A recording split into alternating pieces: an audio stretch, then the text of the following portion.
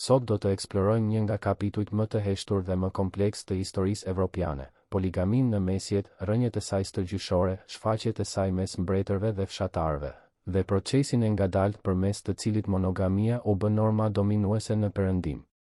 Para se të vazhdoni me videon, mos harroni të regjistroheni në kanal për më shumë rrëfime dokumentare si kjo. Pak më shumë se 1000 vjet më parë, diku në tokat që sot i quajmë Evropë, një burr i fuqishëm zgjohej pranë një gruaje që nuk ishte bashkëshortja e tij. Nuk bëhej fjalë për një lidhje të fshehtë, të fshehur në qoshet e errëta të një kështjelle. Ishte diçka e njohur, e pranuar dhe madje e pritur. Në korridoret prej gurit të pallateve mesjetare, në sallat e ndriçuara nga pishtarët ku fisnikët vulosnin marrëveshje dhe thurnin aleanca, rregullat e martesës ishin shumë të ndryshme nga ato që njohim sot. Ajo që sot do të konsiderohej tradhti ose skandal, në atë kohë ishte një instrument pushteti, një mjet diplomacie dhe, në shumë raste, një praktikë e mbrojtur nga ligjet dhe traditat shekullore. Për të kuptuar se si Evropa mesjetare e trajtonte çështjen e bashkimeve të shumta bashkëshortore, duhet të kthehemi pas në kohë, të kalojmë nëpër shekuj transformimesh fetare, politike dhe sociale, dhe të ndjekim një rrugë që do të na çojë nga faqet e dhjatës së vjetër deri te dekretet e koncileve të mëdha të Krishtërimit, duke kaluar nëpër fjordet e akullta të Skandinavisë, nëpër kodrat e gjelbra të Irlandës dhe nëpër pallatet shkëlqyese të gadishullit iberik mysliman. Kjo është një histori për pushtetin, besimin, dëshirën dhe kontrollin, për mënyrën se si shoqëritë ndërtuan dhe shkatëruan rregullat e dashurisë dhe martesës gjatë shekujve. Dhe ajo fillon shumë kohë para vetë mesjetës. Në tokat e lashta të lindjes së mesme, mijëra vjet para se ndonjë kalorës të ngrinte shpatën e tij në emër të një mbreti evropian, shkrimet e shenjta që do të bëheshin themeli i trifeve më të mëdha në botë përshkruanin tashmë, me natyrshmëri, praktikën e mbajtjes së shumë grave. Në dhjatën e vjetër, libri i shenjtë për hebrejnë dhe të krishterët, disa nga figurat më të nderuara jetonin në rregullime bashkëshortore që përfshinin disa gra. Abrahami, i konsideruar patriarku i trifeve monoteiste, mbajti një grua kryesore, Sarën, dhe një konkubin, Agarin, me të cilën lindi Ismailin. Rrëfimi biblik nuk e dënon këtë bashkim. Përkundrazi, ai paraqitet si pjesë e një plani më të madh, si një zhvillim natyror i jetës së një njeriu të bekuar nga Perëndia. Jakobi, nipi i Abrahamit, shkoi edhe më tej. Ai u martua me 2 motra, Lean dhe Rakelën, dhe pati fëmijë edhe me 2 shërbëtore, Bilën dhe Zilpën. 12 djemt e tij u dhan origjinë 12 fiseve të Izraelit, që do të thotë se vetë themelimi i popullit hebre është i rrënjosur në një strukturë familjare poligame. Dhe nuk ishte vetëm një çështje pasardhësish. Secili prej këtyre bashkimeve sillte me vete implikime pushteti, aleancash mes familjeve dhe garancish për vazhdimsinë e linjës gjenealogjike. Rasti më emblematik, megjithatë, është ai i mbretit David dhe, mbi të gjitha, idealit të tij Salomonit. Davidi, i përshkruar në shkrime si një njeri sipas zemrës së Perëndisë, mbajti disa gra gjatë jetës së tij, mes tyre Mikalën, Abigailin dhe Betshebën. Secila prej këtyre martesave kishte një komponent politik dhe strategjik. Por ishte Salomoni ai që e çoi praktikën në ekstrem. Sipas librit të parë të mbretërve, Salomoni zotëronte 700 gra me gjak mbretëror dhe 300 konkubina. Këto shifra, edhe pse mund të përmbajnë një shkallë egzagjerimi letrar, pasqyrojnë një realitet historik në të cilin martesa ishte, mbi të gjitha, një mjet diplomacie. Martesa me princesha të kombeve fqinje ishte një mënyrë për të vulosur aleanca, për të garantuar paqen mes popujve rival dhe për të zgjeruar ndikimin e një mbretërie pa pasur nevojë domosdoshmërisht për luftë. Poligamia, në këtë kontekst, nuk shihej si epsh apo imoralitet. Ishte strategji. Ishte qeverisje. Ishte gjua e pushtetit e përkthyer në lidhje martesore. Këto tradita u rrënjosën thellë në shoqëritë e lindjes së mesme dhe, gradualisht, ndikuan mbi popujt që do të formonin bazën kulturore dhe fetare të Evropës. Kur Krishtërimi filloi të përhapet në botën romake, duke filluar nga shekulli i parë pas Krishtit, ai mbarte me vete trashëgiminë e këtyre shkrimeve. Megjithatë, lëvizja e re fetare solli edhe një rinterpretim radikal të marrëdhënieve mes burrit dhe gruas. Ungjit, tekstet qendrore të dhjatës së re, thonë relativisht pak për vetë martesën. Jezu Krishti, sipas tregimeve biblike, u tregua relativisht indiferent ndaj çështjes së poligamisë. Ai dënoi shkeljen e kurorës dhe dekurajoi divorcin, por nuk dha asnjë ndalim të drejtpërdrejtë kundër mbajtjes së shumë grave. ishte në letrat e Palit të Tarsit, të shkruara në dekadat pas vdekjes së Krishtit, që mbrojtja e monogamisë filloi të merrte forma më të përcaktuara. Pali shkroi se të krishterët nuk duhet të divorcohen, se ata që divorcohen nuk duhet të martohen përsëri dhe se marrëdhëniet seksuale jashtë martesës ishin të dënueshme. Për peshkopët dhe dhjakët, kërkesa ishte edhe më e qartë, duhej të ishin burra të një gruaje të vetme. Këto udhëzime paline mbollën farat e një transformimi që do të kërkonte shekuj për t'u konsoliduar. Etërit e parë të kishës së krishterë në shekujt pasues punuan për të distancuar krishtërimin nga traditat judaike që ende e pranonin poligamin. Gradualisht, monogamia filloi të paraqitej jo vetëm si një rekomandim, por si modeli hyjnor i martesës. Bashkimi mes një burri dhe një gruaje filloi të simbolizonte marrëdhënien e shenjtë mes Krishtit dhe kishës së tij, një metaforë e fuqishme që i jepte martesës monogame një peshë teologjike të paprecedent. Kur perandori Konstantin u konvertua në krishtërim në fillim të shekullit të 4, ky transformim mori forcë institucionale. Roma e krishterë filloi të ndalonte ligjërisht bigamin, kufizoi mundësitë e divorcit dhe e bëri juridikisht të pamundur mbajtjen e njëkohshme të një gruaje dhe të një konkubine. Monogamia po pushonte së qeni një ideal fetar për t'u bërë ligj i shtetit. Por ligjet e shkruara në pergamen nuk korrespondojnë gjithmonë me realitetin e jetuar në sallat e pallateve dhe në dhomat e të fuqishmëve. Dhe këtu historia bëhet vërtet magjepsëse. Ndërkohë që teologët dhe juristët romak punonin për të konsoliduar monogamin si normë, fiset gjermane që banonin në pyjet e pafundme në veri të perandorisë romake jetonin sipas kodeve të tyre, shumë të ndryshme nga ligjet romake dhe të krishtera. Frankët, saksët, lombardët dhe popujt e tjerë gjerman mbanin tradita martesore që përfshinin forma të ndryshme të bashkimit bashkëshortor. Mes këtyre popujve, dallimi mes martesës formale dhe konkubinatit ishte i rrjedhshëm. Një burr me pozitë të lartë mund të mbante një grua kryesore me të cilën kremtonte një ceremoni të njohur nga komuniteti dhe në të njëjtën kohë të mbante një ose më shumë partnere në rregullime më pak formale, por po aq të pranuara nga shoqëria. Fëmijët e lindur nga këto bashkime, edhe pse mund të kishin status të ndryshëm në aspektin e trashëgimisë, nuk ishin domosdoshmërisht të stigmatizuar.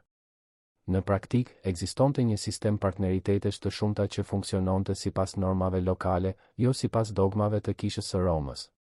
Kur këta popuj gjerman filluan të konvertoheshin në krishtërim duke filluar nga shekulli i 5, u krijua një tension mes traditave të tyre stërgjyshore dhe kërkesave të reja fetare. Konvertimi i frankëve, për shembull, është një rast ilustrues. Mbreti Clovis u konvertua në krishtërim rreth vitit 496, kryesisht në ndikimin e gruas së tij Klotildës. Por konvertimi fetar nuk do të thoshte një transformim i menjëhershëm në zakonet martesore. Frankët vazhduan të mbanin praktika poligame për breza të tërë pas adoptimit të krishtërimit. Kisha, në këtë periudhë, ishte ende duke ndërtuar autoritetin e saj dhe nuk kishte fuqi të mjaftueshme për të imponuar rregullat e saj mbi mbretërit dhe luftëtarët që kontrollonin territore të gjerë dhe ushtri të tmerrshme. Rezultati ishte një periudhë e gjatë negociatash dhe përshtatjesh, në të cilën kisha predikonte monogamin në pulpitet ndërsa të fuqishmit vazhdonin të jetonin sipas rregullave të tyre. Asnjë shembull nuk e ilustron më mirë këtë kontradikt se sa jeta e Karlit të Madh, njeriu që do të kurorëzoi perandori romakëve në Krishtlindjet e vitit 800, duke i dhënë fillim asaj që më vonë do të quhej perandoria e shenjtë romake gjermane. Karli i Madh kujtohet nga biografët e tij jo vetëm si një luftëtar i frikshëm dhe një administrator kompetent, por edhe si një burr me orekse të konsiderueshme bashkëshortore. Sipas Einhardit, biografit që jetoi me perandorin dhe shkroi jetën e tij në detaje, Karli i Madh u martua formalisht të paktën 4 herë gjatë jetës së tij. Marrëdhënia e tij e parë e njohur ishte me një grua franke të quajtur Himiltruda, lidhja e së cilës me perandorin e ardhshëm përshkruhet në forma të ndryshme nga burimet historike, herë si konkubinat, herë si martesë jo formale. Me Himiltrudën, Karli i Madh pati një djalë të quajtur Pepini, i cili u bë i njohur si Pepini Gungaç, dhe që më vonë do të përfshihej në një konspiracion kundër vetë babait të tij. Në vitin 770, Karli i Madh u martua formalisht me Desideratën, vajzën e mbretit Desider të Lombardëve. Ky bashkim ishte qartësisht politik, i destinuar për të vulosur një aleancë mes frankëve dhe lombardëve. Megjithatë, martesa zgjati pak më shumë se një vit. Karli i Madh e dëboi dezideratën dhe u martua me Hildegardën, një fisnike nga Suabia, me të cilën pati 9 fëmijë gjatë një martese që zgjati deri në vdekjen e Hildegardës në vitin 783. Por edhe gjatë martesës me Hildegardën, Karli i Madh mbajti marrëdhënie paralele. Një grua e quajtur Gersuinda, me origjinë sakse, u bë konkubina e tij rreth vitit 773 dhe i dha një vajzë, Adaltrudën. Një tjetër konkubin, Madelgarda, i dha një tjetër vajzë, Ruodhaidin, të lindur në vitin 775. Pas vdekjes së Hildegardës, Karli i Madh u martua përsëri, këtë herë me Fastradën, një fisnike franke nga lindja. Einhardi nuk ishte adhurues i madh i Fastradës, duke e përshkruar atë si të bukur por mizore, dhe duke sugjeruar se mizoria e saj kishte provokuar konspiracione dhe revolta, përfshirë atë të Pepinit Gungaç në vitin 792. Fastrada vdiq në vitin 794 dhe Karli i Madh u martua për herë të fundit me Luitgardën, një grua nga Alemania. Kur Luitgarda vdiq në vitin 800, perandori nuk u martua më formalisht, por mbajti një sër konkubinash në vitet e fundit të jetës së tij. Einhardi emëron të paktën 4 prej tyre, Gersuindën, Regjinën, Adalindën dhe Madelgardën. Regjina dhe Adalinda i dhan Karlit të Madh nga 2 djemë secila, duke e quar totalin e fëmijëve të njohur të perandorit në rreth 20. Klerikët që rrethonin perandorin nuk mbetën indiferent ndaj kësaj situate. Një murg i quajtur veti i Rajhenaut arriti deri aty sa të tregonte një vizion në të cilin Karli i Madh torturohej në botën tjetër për shkak të aktiviteteve të tij seksuale. Por gjatë jetës së perandorit kisha i mbylli syt para rregullimeve të tij bashkëshortore. Karli i Madh ishte shumë i fuqishëm, shumë bujar me kishën dhe shumë i rëndësishëm për zgjerimin e krishtërimit që peshkopët dhe abatët të guxonin ta sfidonin hapur. Kjo dinamik mes pushtetit laik dhe autoritetit fetar ishte, në fakt, modeli dominues në Evropën mesjetare. Kisha predikonte monogamin, por kishte nevojë për patronazhin e mbretërve dhe fisnikëve. Mbretërit, nga ana e tyre, kishin nevojë për legjitimitetin që bekimi i kishës i jepte qeverisjes së tyre. Rezultati ishte një lojë dukjesh. Në të gjitha nivelet e fisnikërisë, zotërinjtë feudal mbanin gra legjitime dhe në të njëjtën kohë mbanin konkubina. Fëmijët e këtyre bashkimeve paralele quheshin bastard, por shumë prej tyre zun pozita të rëndësishme në kishë, në ushtri dhe në administratë. Në vetë familjen e Karlit të Madh, fëmijët e konkubinave të tij morën arsimim dhe u drejtuan drejt karrierave kishtare. Ndërkohë që kjo dinamik zhvillohej në zemër të krishtërimit perëndimor, në tokat e akullta të veriut të Evropës, një tjetër grup traditash martesore lulëzonte mes popujve skandinav. Vikingët, siç u bën të njohur luftëtarët dhe lundërtarët nordik që tmerruan dhe magjepsën Evropën mes shekujve të 8 dhe të 11, jetonin sipas kodeve të tyre sociale dhe ligjore, në të cilat monogamia e rrept nuk ishte norma. Në shoqërinë nordike, martesa formale ekzistonte dhe ishte një ngjarje e rëndësishme, e rrethuar me rituale dhe negociata mes familjeve. Ceremonia quhej bryllup ose ndonjëherë brukaup, terma që do të thoshin diçka si ecja e nuses ose blerja e nuses. Martesa ishte, para së gjithash, një kontratë mes familjeve që përfshinte negociata mbi pajat, pronat dhe të drejtat e trashëgimisë. Megjithatë, krah martesës formale, konkubinati ishte gjerësisht i pranuar dhe i praktikuar, veçanërisht mes burrave me pozitë të lartë. Një konkubin në shoqërinë nordike quhej frilla dhe kishte një status të njohur, ndonse inferior ndaj atij të gruas kryesore. Ajo jetonte në shtëpinë e burrit, fëmijët e saj mund të trashëgonin nga babai nëse ai njihte, dhe ajo vetë gëzonte një farë mbrojtjeje ligjore. Nuk bëhej fjalë për një marrëdhënie klandestine apo të turpshme. Ishte një institucion social me rregulla të veta. Sagat islandeze, tekstet e mëdha tregimtare të kulturës nordike mesjetare, janë plot me referenca ndaj konkubinatit dhe partneriteteve të shumta të burrave me status të lartë. Saga e Harold Flokbukurit, Harald Harfagre, që rrëfen jetën e mbretit që bashkoi Norvegjinë në shekullin e 9, pohon thjesht se mbreti Harold kishte shumë gra dhe vazhdon duke emëruar 3 prej tyre. Ky përmendje rastësore, pothuajse e shkujdesur, zbulon se sa e pranuar ishte praktika në atë shoqëri. Udhëtarët dhe misionarët e huaj që vizituan tokat skandinave gjithashtu regjistruan këto praktika. I dërguari arab Ahmad ibn Fadlan, i cili takoi të ashtu quajturit rus, një popull me origjinë skandinave, në brigjet e lumit Volga në shekullin e 10, përshkroi me detaje zakonet e nordikëve, përfshirë praktikat e tyre të mbajtjes së shumë partnerëve. Arsyet për poligamin nordike ishin të shumta. Në një shoqëri ku lufta ishte konstante dhe vdekshmëria mashkullore e lartë, mbajtja e shumë partnerëve dhe, rrjedhimisht, pasja e shumë trashëgimtarëve ishte një strategji mbijetese për linjat aristokratike. Sa më shumë djem të kishte një udhëheqës luftëtar, aq më të mëdha ishin shanset që të paktën njëri prej tyre të mbijetonte për të trashëguar tokat e tij dhe për të vazhduar linjën e tij. Përveç kësaj, numri i grave dhe konkubinave që një burr mbante ishte një tregues i drejtpërdrejtë i statusit të tij social dhe i pasurisë së tij. Mbajtja e disa partnerëve kërkonte burime të konsiderueshme, pasi burri ishte ligjërisht i detyruar t'i mbante të gjitha ato, ashtu si edhe fëmijët e tyre. Prandaj, poligamia ishte, në një farë kuptimi, një shfaqje e fuqisë ekonomike dhe sociale. Kjo krijonte, megjithatë, një problem domethënës për burrat me status më të ulët. Nëse udhëheqësit dhe aristokratët monopolizonin një numër jo proporcional gratë përmes poligamisë dhe konkubinatit, mbetej një numër më i vogël partnerësh të disponueshëm për burrat e thjeshtë. Disa studiues modern argumentojnë se kjo mungesë e grave të disponueshme ishte një nga faktorët që nxitën inkursionet vikinge. Luftëtarë të rinj pa perspektivë martese në tokat e tyre amtare niseshin në ekspedita plaçkitjeje dhe pushtimi, duke kërkuar pasuri të mjaftueshme për të tërhequr një grua ose, në disa raste, duke rrëmbyer gra në tokat që sulmonin. Është e rëndësishme të theksohet, megjithatë, se shoqëria nordike nuk ishte thjesht një parajs për burrat dhe një ferr për gratë. Krahasuar me bashkëkohëset e tyre në pjesë të tjera të Evropës, gratë nordike gëzonin të drejta të konsiderueshme. Legjislacioni nordik lejonte që gratë të kishin një mendim në zgjedhjen e burrave të tyre, të nisnin procese divorci nëse ishin të pakënaqura me martesën dhe të mbanin prona në emrin e tyre. Një grua që keq trajtohej ose lihej pas dore kishte të drejtë të divorcohej dhe të rimerte pajen e saj. Këto mbrojtje ligjore nënkuptonin se, edhe pse poligamia ekzistonte, ajo operonte brenda një kuadri rregullash që ofronte grave disa garanci. Gruaja e parë, në veçanti, mbante një pozicion autoriteti brenda shtëpisë që konkubinat nuk mund ta sfidonin lehtësisht. Konvertimi i popujve skandinav në krishtërim, një proces gradual që ushtri nga shekulli i 10 deri në shekullin e 12, solli presione në rritje kundër praktikave të poligamisë dhe konkubinatit. Misionarët e krishterë i denoncuan këto praktika si mëkatare dhe në kundërshtim me vullnetin e Perëndisë.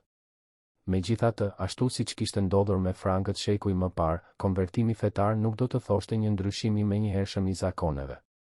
Sagat e shkruara në shekujt e 12 dhe të 13, që përshkruajnë ngjarje bashkëkohore në Island dhe Norvegji, vazhdojnë të bëjnë referenca të shpeshta ndaj konkubinatit, duke treguar se praktika vazhdoi për shumë kohë pas adoptimit zyrtar të krishtërimit. Larg në perëndim të Skandinavisë, në ishullin e gjelbër dhe me shi të Irlandës, një tjetër sistem ligjor dhe social unik lulëzonte, një sistem që sfidonte normat e krishtërimit kontinental në mënyra befasuese. Irlanda mesjetare qeverisej nga një grup ligjesh laike të njohura si ligji Brehon La, një sistem juridik i mbajtur dhe interpretuar nga juristë profesionistë të quajtur Brehon.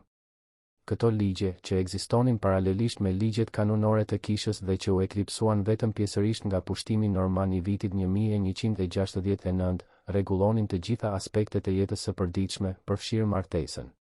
Teksti ligjor më i rëndësishëm mbi martesën irlandeze është Cinlnamna, ose ligji i çifteve, i cili u shkrua rreth vitit 700 dhe që përshkruan llojet e ndryshme të bashkimeve bashkëshortore të lejuara nga ligji irlandez. Cinlnamna njitet të paktën 9 forma të ndryshme bashkimi, nga martesa formale mes partnerëve me status të barabartë deri te rregullimet e përkohshme dhe kalimtare. Kjo diversitet pasqyronte një qasje pragmatike dhe fleksibël ndaj marrëdhënieve mes burrave dhe grave, shumë e ndryshme nga ngurtësia që kisha kërkonte të impononte. Poligamia pranohej shprehimisht nën ligjin Brehon. Një burr që kishte burime të mjaftueshme mund të mbante më shumë se një grua, megjithse gruaja e parë, e njohur si gruaja kryesore, gëzonte një status superior dhe të drejta specifike. Kur një burr sillte një grua të dytë në shtëpi, gruaja e parë kishte të drejtë për një periudhë prej 3 ditësh gjatë së cilës mund të shprehte pakënaqësinë e saj në forma mjaft fizike, pa pësuar pasoja ligjore domethënëse, me kusht që të mos shkaktonte shenja të përhershme. Disa historianë sugjerojnë se tradita e muajit të mjaltit, zakoni që çifti i sapomartuar të largohet për një periudhë pas ceremonisë, mund t'i ketë rënjet në këtë praktikë, si një mënyrë për të mbrojtur gruan e re nga zemërimi i së parës gjatë kësaj periudhe përshtatjeje. Konkubinat e zakonshme në një shtëpi gaelike kishin status më të ulët se çdo grua, por gjithsesi merrnin mbrojtje ligjore brenda shtëpisë së burrit me të cilin kishin marrëdhënie. Dhe, në mënyrë vendimtare, nuk ekzistonte koncepti i paligjshmërisë në ligjin brehon. Të gjithë fëmijët, pavarësisht nëse kishin lindur nga një grua formale, nga një grua e dytë, nga një konkubin apo madje nga një marrëdhënie rastësore, kishin të drejta trashëgimie dhe ishin ligjërisht të mbrojtur. Çështja qendrore e ligjit nuk ishte moraliteti i marrëdhënies që kishte prodhuar fëmijën, por se kush ishte ligjërisht përgjegjës për mbajtjen dhe rritjen e tij. Praktikat martesore irlandeze vazhduan për shekuj me radhë edhe pas konvertimit të ishullit në krishtërim. Struktura monastike e krishtërimit irlandez, e cila ndryshonte ndjeshëm nga organizimi kishtar i kontinentit, kontribuoi në këtë vazhdimsi. Reformatorët kishtar nuk vonuan t'i denonconin zakonet irlandeze.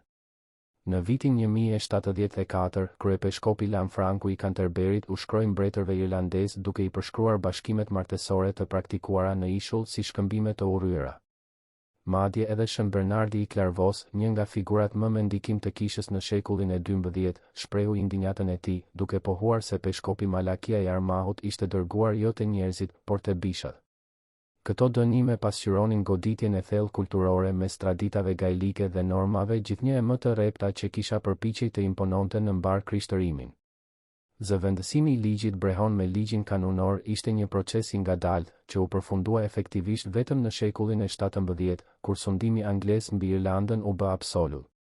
Kisha katolike e vetëdijshme se rregullat e saj mbi martesën shpesh injoroheshin ose anashkaloheshin, ndërmori gjatë mesjetës një përpjekje të vazhdueshme për të konsoliduar kontrollin e saj mbi institucionin martesor.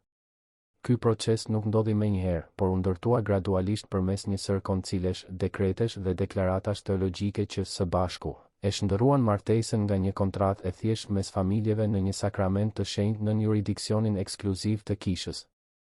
Një nga momentet më të rëndësishme të këtij procesi ishte Koncili i Katërt i Lateranit, i thirrur nga Papa Innocenti II dhe i mbajtur në nëntor të vitit 1215. Ky koncil, shpesh i quajtur Koncili i Madh, mblodhi më shumë se 400 peshkop nga mbar krishtërimi perëndimor dhe lindor, si dhe qindra abat, prior dhe përfaqësues të monarkëve evropian, përfshirë të dërguar të perandorit Frederiku I dhe të mbretërve të Francës, Anglisë, Aragonës, Hungarisë, Qipros dhe Jeruzalemit. Ishte koncili më i madh ekumenik që nga Koncili i Kalkedonisë, i mbajtur në vitin 451 dhe dekretet e tij patën pasoja të thella në mbar shoqërinë mesjetare. Mes 71 kanoneve të shpallura nga Koncili i Katërt i Lateranit, disa trajtonin drejt për drejt martesën. Kanonet 50 deri në 52 trajtonin çështje të pengesave martesore për shkak të farefisnisë, shpalljen e lajmërimeve dhe, në mënyrë vendimtare, ndalimin e martesave klandestine. Para vitit 1215, martesa në botën e krishterë ishte në thelb një kontratë private mes dy palëve. Një burr dhe një grua mund të martoheshin në mënyrë të vlefshme pa praninë e dëshmitarëve, pa një prift dhe pa asnjë ceremoni publike. Mjaftonte pëlqimi i ndërsjellë që bashkimi të konsiderohej i vlefshëm. Kjo fleksibilitet, edhe pse mund të dukej çlirues, krijonte probleme të mëdha.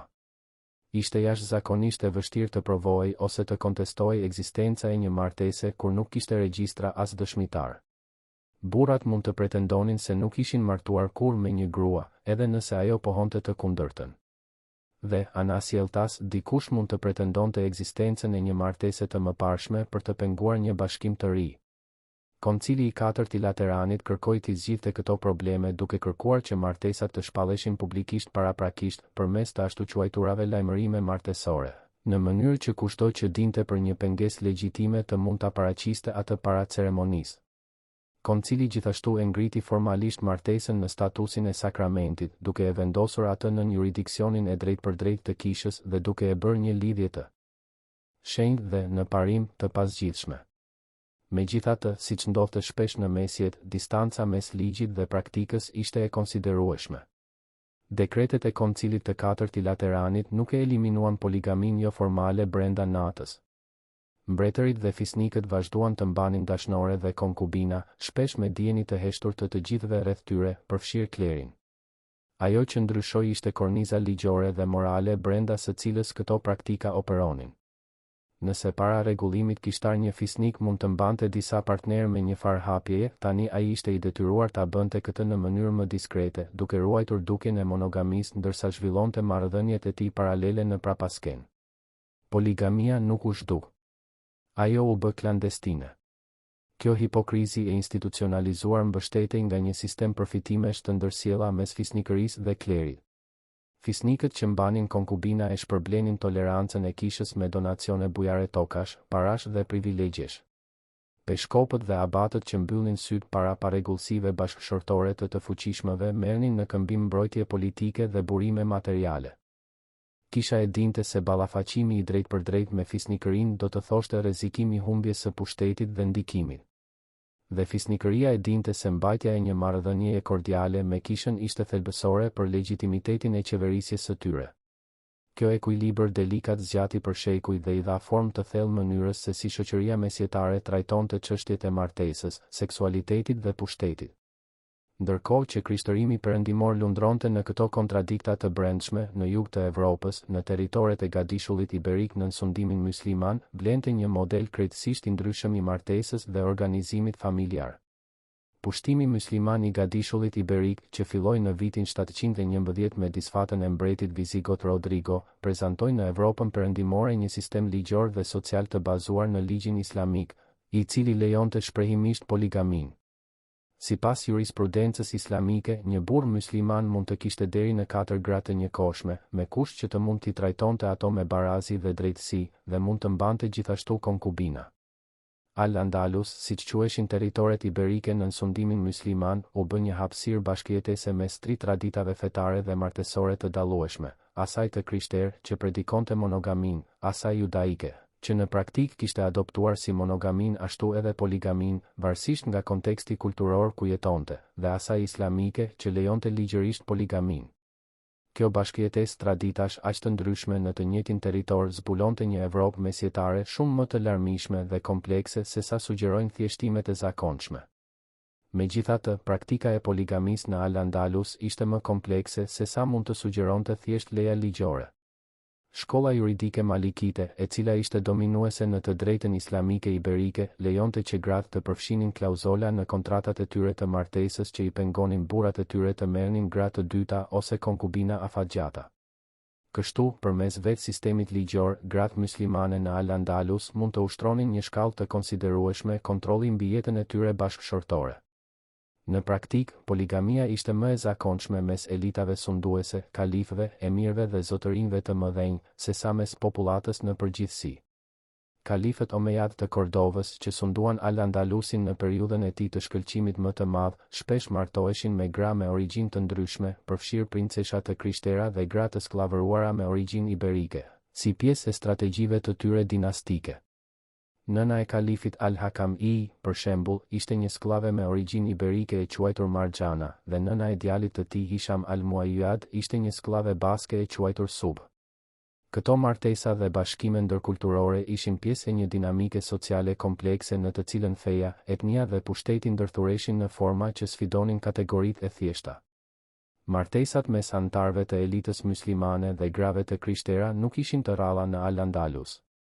Këto bashkime shërbenin si instrumente diplomacie, duke vullosur aleanca mes mbretërive muslimane të jugut dhe mbretërive të krishtera të veriut të Gadishullit.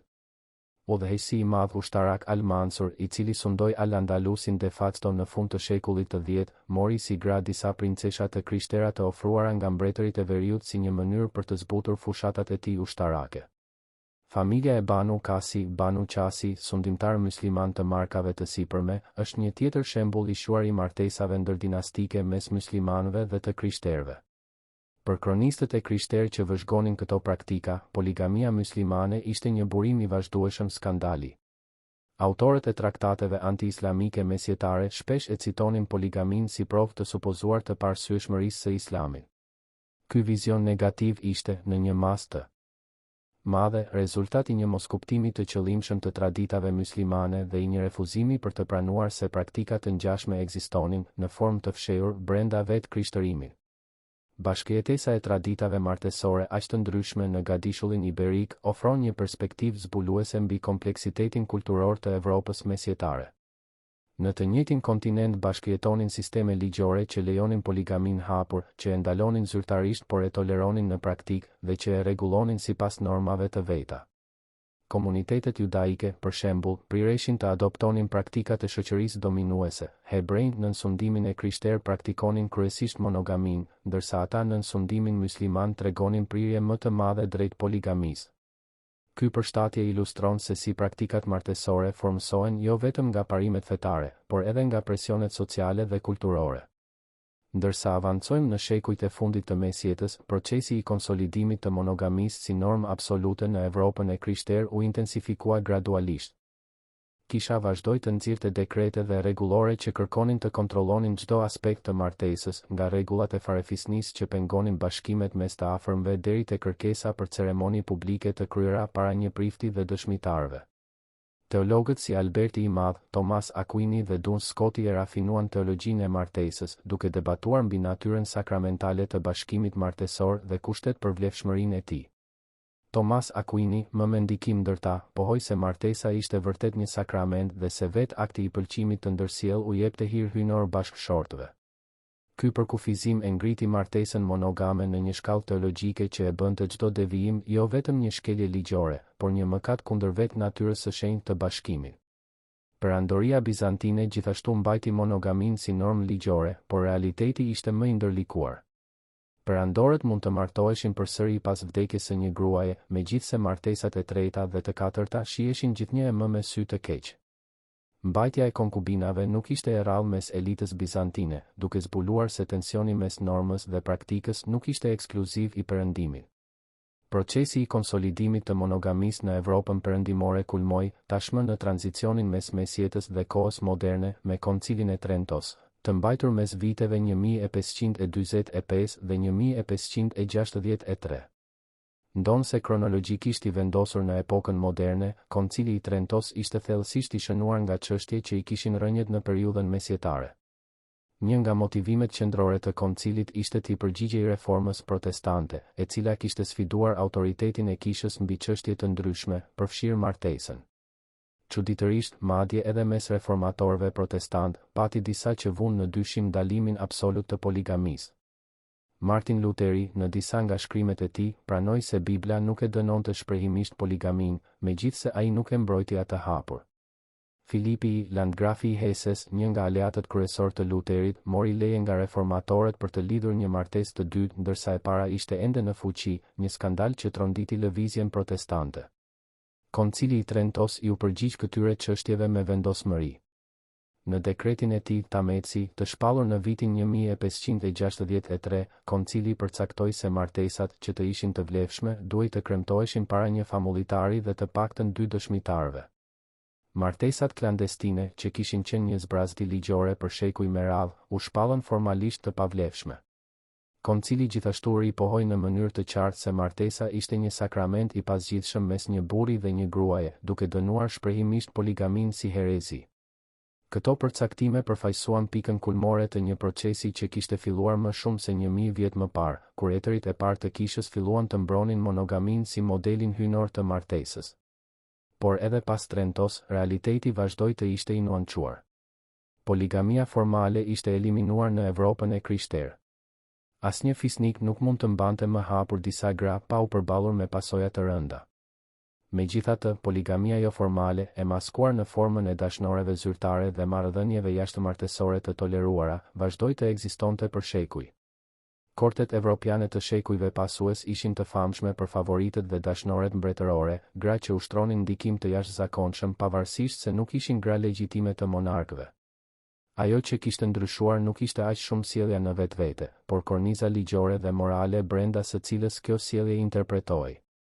Konkubina mesjetare, që kishte status të njohur, u zëvendësua nga dashnoria moderne, ekzistenca e së cilës zyrtarisht mohohej, por njihej gjerësisht. Territoret muslimane të Gadishullit Iberik u pushtuan gradualisht nga mbretëritë e krishtera përmes një procesi që u bë I njohur si Reconquista. Ndërsa mbretëritë e krishtera përparonin, praktikat martesore muslimane, përfshirë poligamin, u zëvendësuan nga normat e krishtera. Rënia e Granadës në vitin 1492 shënoi fundin e mbretërisë së fundit myslimane në Gadishull dhe përfaqësoi simbolikisht mbylljen e një periudhe në të cilën tradita të ndryshme martesore kishin bashkëjetuar në të njëjtin territor. Populatat myslimane të mbetura iu nënshtruan presioneve në rritje për të adoptuar zakonet e krishtera dhe dëbimi përfundimtar i moriskëve, i dekretuar në vitin 1609, mbylli këtë kapitull të historisë iberike.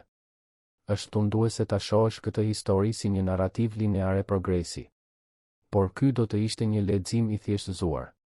Poligamia mesjetare nuk ishte thjesht një mbetje e kohëve barbare. Ishte një institucion social kompleks që përmbushte funksione specifike. Për patriarkët e dhjatës së vjetër ishte një mjet i zgjerimit demografik dhe formimit të aleancave. Për mbretërit frank ishte një instrument diplomacie. Për luftëtarët viking ishte një strategji për përjetësimin e linjës gjenealogjike. Për kalifët e Al-Andalusit ishte një shprehje statusi dhe një mekanizëm integrimi mes grupeve të ndryshme etnike. Për udhëheqësit gajlik të Irlandës ishte një mënyrë për të garantuar trashëgimtar. Në çdo kontekst, poligamia operonte sipas rregullave dhe logjikave të veta që kishin kuptim brenda kornizës sociale ku ishte e vendosur. Monogamia, nga ana e saj, nuk u imponua thjesht sepse ishte moralisht superiore. Ajo u konsolidua përmes një procesi të gjatë ndërtimi institucional. Kisha kërkonte të kontrollonte seksualitetin dhe riprodhimin si pjesë e projektit të saj të rregullimit moral. Teologët gjetën te monogamia një metaforë për marrëdhënien mes Krishtit dhe kishës së tij. Juristët pan te formalizimi i martesës një mënyrë për të zgjidhur mosmarrëveshjet e trashëgimisë. Dhe qeverisit kuptuan se një sistem monogam, duke kufizuar numrin e trashëgimtarëve legjitim, reduktonte konfliktet e pasardhjes. Monogamia ishte një ndërtim social që u shërbeu interesave të shumta dhe që u konsolidua përmes shekujve të negociatave mes forcave të ndryshme shoqërore. Historia e poligamisë mesjetare na detyron të përballemi me disa siguri mbi martesën. Ajo na tregon se bashkimi ekskluziv mes dy partnerëve është produkt i një procesi të gjatë historik, i formsuar nga forca fetare, politike dhe kulturore. Ajo na kujton se kufit mes të pranueshmes dhe të papranueshmes janë ndërtime njerëzore që ndryshojnë gjatë kohës. Dhe ajo na fton ta shohim të kaluarën jo me gjykim, por me kuriozitet, duke pranuar se njerëzit e epokave të tjera jetonin sipas logjikave të ndryshme nga tona. Kështjellat tani janë në rënoja dhe zërat e mbretërve dhe priftërinjve mesjetar kanë humbur në përshekuj. Por çështjet me të cilat ata u përballen, mbi dashurinë, pushtetin dhe besnikërinë, vazhdojnë të jenë të gjalla. Çdo shoqëri ndërton përgjigjet e veta për këto pyetje, dhe asnjëra nuk është përfundimtare. Monogamia që trashëguam nga mesjeta vazhdon të evoluojë dhe të rinovojë veten. Dhe mbase ky është mësimi më i madh i këtij udhëtimi, që institucionet njerëzore, sado të ngurta që të duken, janë gjithmonë ndërtime në vazhdim e sipër, të formsuara nga nevojat dhe kontradiktat e çdo epoke. Shenjat e para të këtij transformimi, të dukshme në letrat e Palit të Tarsit, morën formë me dekretet e Koncilit të Lateranit dhe gjetën shprehjen e tyre më të plotë në përcaktimet e Koncilit të Trentos. Por mes këtyre momenteve, pati një teren të gjerë ambiguitetesh, një teren në të cilin mbretërit mbanin haremi të heshtur, peshkopët mbyllin syt para indiskrecioneve të fuqishmëve, dhe gratë e të gjitha kushteve lundronin në një sistem që njëkohësisht i mbronte dhe i kufizonte. Historia e poligamisë mesjetare nuk është një histori e një tranzicioni të thjeshtë. Është një histori tensionesh të përhershme mes idealit dhe realitetit, mes ligjit dhe zakonit, mes besimit dhe pushtetit. Në bodrumet e kështjellave mesjetare, në skriptoria e manastireve ku mulgjit kopionin ligje dhe predikime, në tregjet e qyteteve iberike ku të krishterët, myslimanët dhe hebrejt tregtonin krah për krah, dhe në shtëpitë e gjata, longhouses nordike ku luftëtarët tregonin saga rreth zjarrit, rregullat e martesës jetoheshin dhe rishpikeshin në çdo brez. Sot i shohim këto praktika nga distanca e shekujve dhe mund të habitemi se sa shumë ndryshojnë nga normat tona. Por mbase habia më e madhe është të zbulojmë se siguritë tona mbi martesën dhe familjen janë produkt i zgjedhjeve historike që mund të kishin qenë ndryshe. Monogamia që ne e konsiderojmë natyrore u ndërtua gur mbi gur, dekret pas dekreti, mes pulpitit dhe fronit, përgjatë më shumë se 1000 vjetëve. Dhe kështu arrim në fund të një tjetër udhëtimi nëpër korridoret e së kaluarës. Nëse ky udhëtim nëpër kohë zgjoi kuriozitetin tuaj, nëse këto rrëfime për mbretër, konkubina, ligjet e lashta dhe traditat të harruara ju bën të mendoni se si shoqëritë ndërtojnë rregullat dhe të vërtetat e tyre, atëherë mënyra më e mirë për ta vazhduar këtë bisedë është e thjeshtë. Regjistrohuni në kanal dhe aktivizoni zilen e njoftimeve për të mos humbur rrëfimet e ardhshme dokumentare.